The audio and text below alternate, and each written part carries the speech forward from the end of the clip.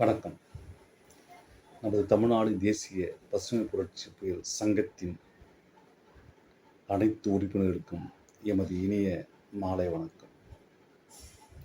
எந்த அரசையும் நாம் எதிர்ப்பது நம் சங்கத்தின் நோக்கம் இல்லை.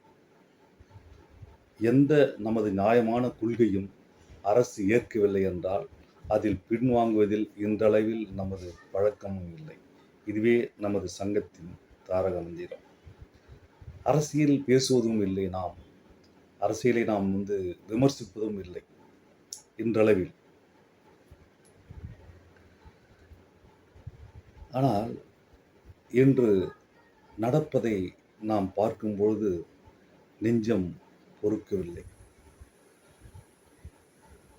ஒரு காலத்தில் எந்தையும் தாயும் மகிழ்ந்து இருந்தது இந்நாடே, அதன் முந்தைய 1000 ஆண்டுகள் வாழ்ந்து முடிந்ததும் இந்நாடே. ஆனால் இப்போது இங்கு நடப்பதையெல்லாம் பார்க்கும் பொழுது நெஞ்சு பொறுக்கதில்லையே. இந்த நிலை கண்ட மனிதர்களை நினைத்து விட்டால் அஞ்சி அஞ்சி சாவார் இவர், அஞ்சாத பொருளிலும் இந்த அவைநிலை என்று பாரதியார் சொல்லுகின்றார். இப்பொழுது நிலை அவ்வாறு இருக்கின்றது. ஆனால் அதை நாம் அரசியல் கலந்து பேச முன் வரவில்லை. இருப்பினும் நமது இந்த இந்த நிலை ஏற்புடையதாக இல்லை. நான் காவல்துறையில் கிட்டத்தட்ட 36 ஆண்டு காலம் பணி செய்துவிட்டு வந்தேன். அப்பொழுதெல்லாம் இதுபோல் நான் கண்டதும் இல்லை, பார்த்ததும் இல்லை, கேள்விப்பட்டதும் இல்லை. ஆனால் இப்பொழுது நாட்டில் என்ன நடக்குது என்று புரியவில்லை. நெஞ்சம் பொறுக்கவே இல்லை. ஆம், அப்படி ஒரு நிலைமை இருக்கின்றது. இந்த ஒரு வாரத்தில் சென்னையில் கடந்த 4-5 தினத்துக்கு முன்பு சென்னை தாம்பரத்தில் ஒரு 14 வயது சிறுமியை 4-5 நபர்கள் கடத்தி சென்று பாலியல் தொல்லை கொடுத்து மிகவும் கொடூரமாக தாக்கப்பட்டு அது நடவடிக்கை எடுக்கப்பட்டுள்ளது.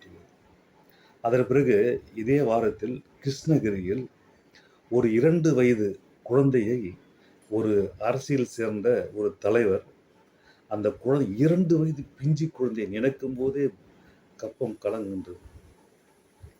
அதை சொல்லும் போதே வாய் கூசுகிறது. 2 வயது குழந்தையை பாலியல் தொல்லை கொடுத்து அதை கெடுத்து கொன்று விட்டான் பாவி. இப்பொழுது அவன் போஸ்கோ சட்டத்தில் சிறையில் இருக்கின்றான். அது இந்த ஒரு வாரத்தில் நடந்தது.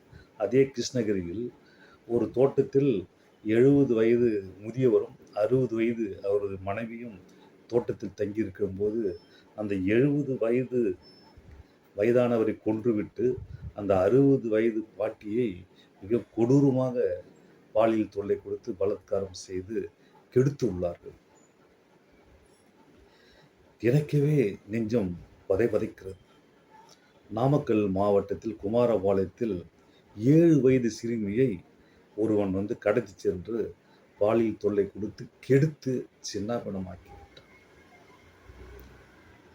திருச்சியிலிருந்து 17 வயது ஒரு பெண் இந்த வாரத்தில் சென்னையை நோக்கி இறங்குகிறது. அந்த பெண்ணை 4-5 நபர்கள் காரில் கடத்தி சென்று அதை கற்பழிக்கப்பட்டு பாலியல் தொல்லை கொடுத்து அதை சின்னாபின்னமாக ஆக்கிவிட்டார். செங்கல்பட்டில் இதே வாரத்தில் 14 வயது சிறுமியை ஒருவன் கடத்தி சென்று கற்பழித்து கொன்றுவிட்டான். கும்மிடிப்பூண்டியில் ஒரு சிறுமியை 3 நபர்கள் ஒன்று சேர்ந்து கூட்டாக பாலியல் தொல்லை கொடுத்து அதை குழந்தையை கற்பழிக்கப்பட்டு அந்த குழந்தையை கொன்றுவிட்டார். இந்த ஒரு வாரத்திலே இது போன்ற சம்பவங்கள் ஏராளம்.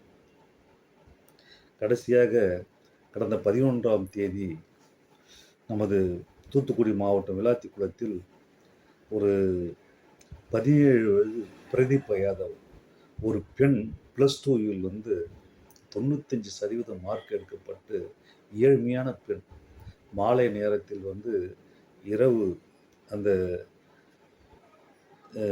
தோட்டத்துக்கு செல்லும் பொழுது உபாதியை கழிக்கும்போது செல்லும்போது அங்கே 4-5 நபர்கள் கடத்தி சென்று அந்த பெண்ணை கூட்டில் பால் தொல்லை கொடுத்துள்ளார்.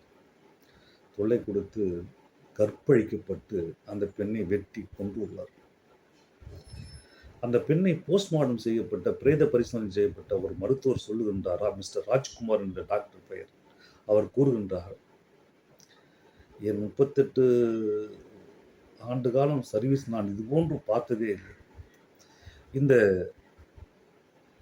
தொண்டைக்கு வலது பக்கத்தில் உள்ள அந்த எலும்பு, இந்த எலும்பானது உடைந்து நொறுங்கி உள்ளது. மார்பகத்துக்கு மேல் உள்ள ஒரு எலும்பு நொறுங்கி உள்ளது. இங்கே ஒரு எலும்பு உடைந்து உள்ளது. இந்த மூச்சு குழா நொறுக்கப்பட்டு அப்படி இறுக்கி கொண்டு உள்ளார். அவருடைய பெண் குறி மிகவும் பாதிக்கப்பட்டு உள்ளது என்று கூறுகின்றார்.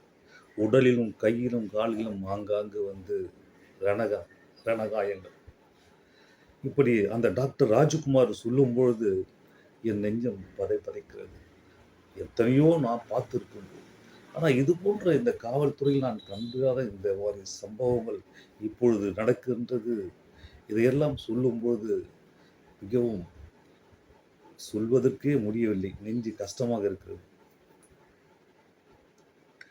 தற்போது சிஆர்பி, சென்ட்ரல் கிரைம் ரெக்கார்டு பியூரோன்னு சொல்லுவாங்க, குற்ற ஆவண காப்பகம், கிரைம் ரெக்கார்டு பியூரோ, அது தமிழ்நாட்டில் இருக்கின்றது. ஒவ்வொரு ஸ்டேட்டிலும் இருக்கிறது. நம்ம தமிழ்நாட்டில் அது இந்த 5 ஆண்டு காலத்தில் சுமார் 8008 நபர்கள், பெண்கள் பாலியல் தொல்லை பாதிக்கப்பட்டு மொத்தம் 8008 கொலை, மர்டர் 302 நடந்திருக்கிறது இந்த 5 ஆண்டு காலத்தில். இதில் 39,900 பெண்கள் பாலியல் தொல்லையினால் பாதிக்கப்பட்டு இறந்திருக்கிறார்கள். கிட்டத்தட்ட 40,000 பேர் இந்த 5 ஆண்டு. இது நம்ம தமிழ்நாடு குற்ற ஆவண காப்பகம் சொல்லுகிறது.